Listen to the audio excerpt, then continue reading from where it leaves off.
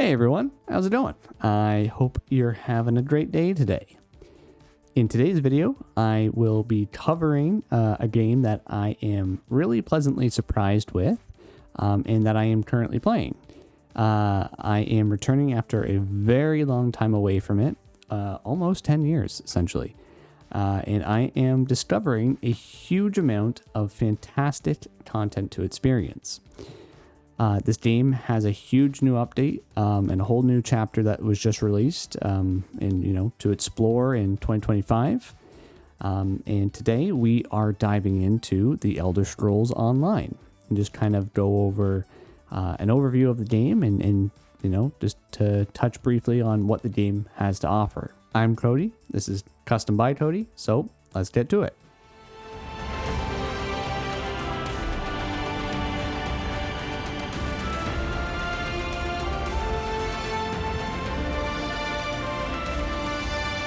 Whether you're a longtime fan of the Elder Scrolls series or just dipping your toes into the world of MMOs, the Elder Scrolls Online, or ESO, is a sprawling, ever-evolving MMORPG that brings the entire continent of Tamriel to life. Released in 2014 by ZeniMax Online Studios, ESO has grown from a rocky launch into one of the most content-rich online role-playing games on the market. In this video, we're going to break down the key features that define ESO, its gameplay systems, its exploration, character customization, story content, and more. So, you can decide if this world is one you want to lose yourself in.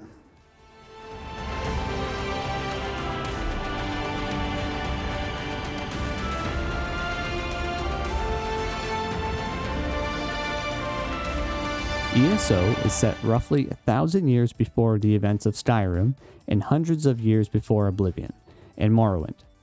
The world of Tamriel is divided between three main alliances vying for control of the Ruby Throne: the Daggerfall Covenant, the Aldmeri Dominion, and the Ebonheart Pact.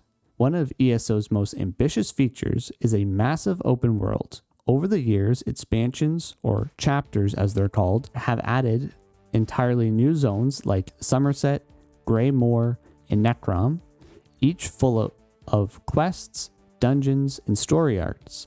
Whether you're traversing the ashlands of Vardenfell or the snowy peaks of western Skyrim, every location is handcrafted and deeply connected to the Elder Scrolls lore. And thanks to the One Tamriel system introduced in 2016, players of any level can explore any zone at any time. No level gates, just freedom. You're free to go explore all of Tamriel wherever you want.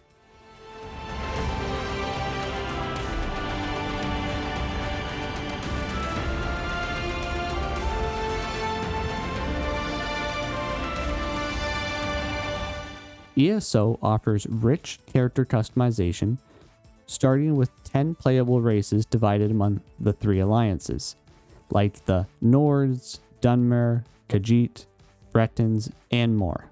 From there, you choose one of several classes, each with its own skill trees and playstyles. The classes include the Dragon Knight, which is a fire-based tank or bruiser, the Sorcerer, which is a lightning-wielding magic user, the Nightblade, which is a stealthy assassin or siphon healers, the Templar, which is a holy warrior with strong healing or DPS, the Necromancer, which raises the dead and control decay, the Warden is a nature-themed class with animal companions, and the Arcanist is a spellcaster class that uses ancient runes and forbidden knowledge. Each class can be built for tanking, damage, or healing, depending on how you allocate your attributes, skills, and gears. ESO is very flexible in that way, and personally, I'm loving it. I am having a blast. Just, some days I feel like just being a ranged caster, and other days I feel like grabbing a sword and putting on some heavy armor and,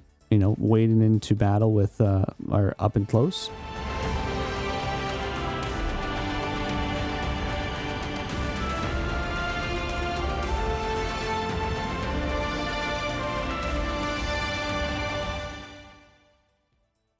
Combat in ESO is action-based, not tab targeting like other older MMOs.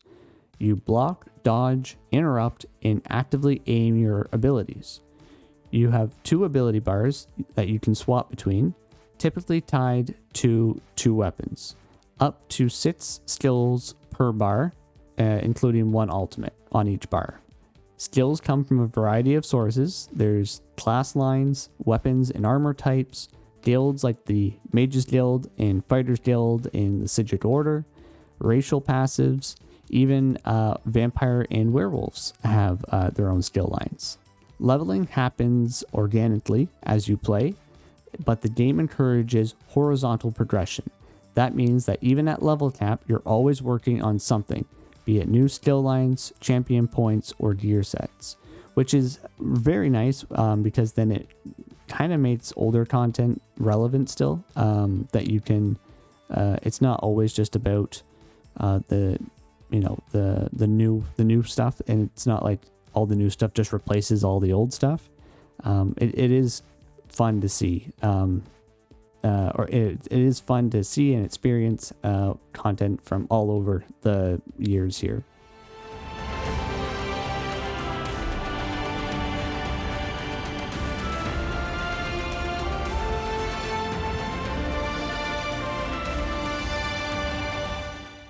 If you're a fan of Elder Scrolls storytelling, ESO delivers. The game features voice dialogue for every NPC, branching conversations, and cinematic story arcs. The base game focuses on Molag Bal's plan to merge Tamriel with Cold Harbor, dive into stories involving Mehrunes Dagon, Hermaeus Mora, or political conflicts within the alliances. Quests range from deep main storylines, side quests with moral choices, world events like Dark Anchors and Harrow Storms, public dungeons and group content, and yes, there are books to read, ruins to explore, and hidden treasures everywhere. This is still an Elder Scrolls game at heart.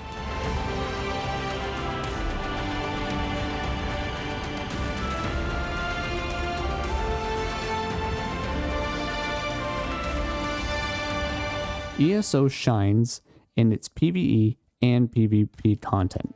For PvE, dungeons offer 4-player experiences with mechanic-heavy boss fights. Trials are 12-player raids with leaderboards, ideal for endgame players. And world bosses and delves offer bite-sized group content in every zone. For PvP, there are 3 major modes. Cyrodiil, a massive open-world siege PvP zone with keep capturing. Battlegrounds, with 4v4v4 matches with multiple game types. And then the Imperial City, a mix of PvE and PvP in a dungeon-like city environment. Whether you're a solo adventurer or a hardcore raider, ESO accommodates all player styles.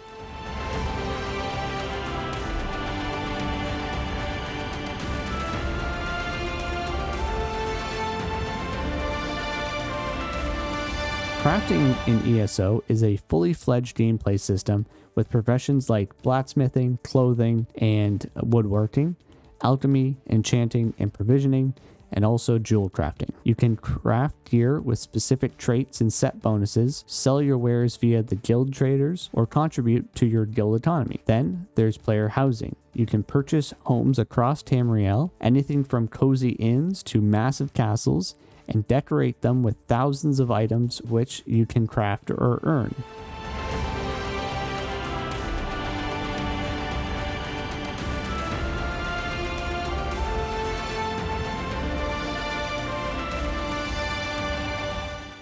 ESO is a live service game, updated yearly with new chapters and quarterly with DLCs.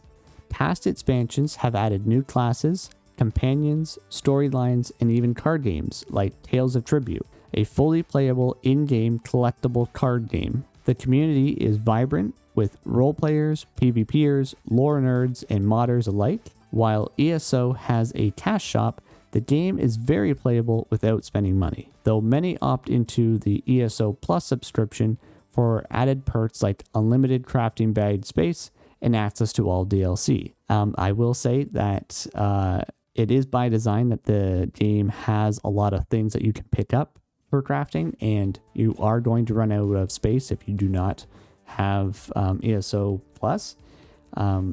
It's a little annoying, but you can manage without it if you don't mind inventory management. But if that's not your thing, then I could see that being an issue for you.